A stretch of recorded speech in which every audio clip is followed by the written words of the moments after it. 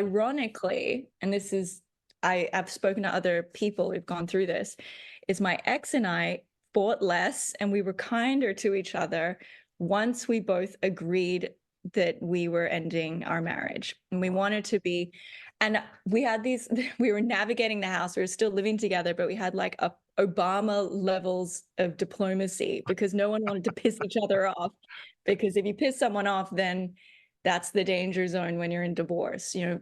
All right. Also on a serious note, because if you are in an unsafe marriage, you know, leaving is one of the scariest times for people, especially women, but also men.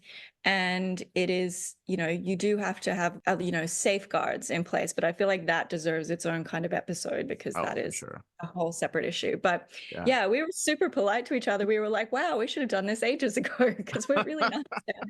So Wow. there's light on the other side. There's light on the other side, and I'm glad you hit on the different like avenues of which divorce can take and the type of relationships, right? It can get very toxic. It could get very destructive. It could lead to a very lot of different things. And it's great that, you know, you guys were able to finally like let each other go and just like, all right, you know, it's like I don't Yeah. and you're sharing a space, sharing a home. I'm like, I can't even imagine like what that's like in terms of like, do you just get like a curtain or like how do you know divvy it up like this is your TV time, this is mine, because you guys had a child together too, right? So that's a part of it, I'm sure. Well, before we broke up, we were I this is one of the things that I'm so passionate about is we were doing this thing called parenting like you're divorced as a way to like save our marriage.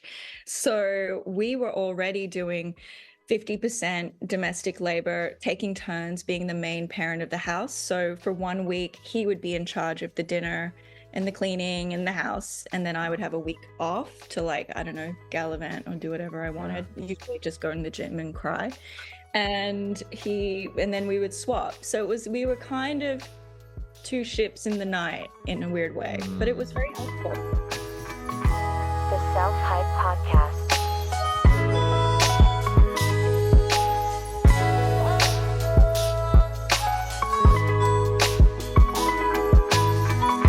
The Self-Hype Podcast.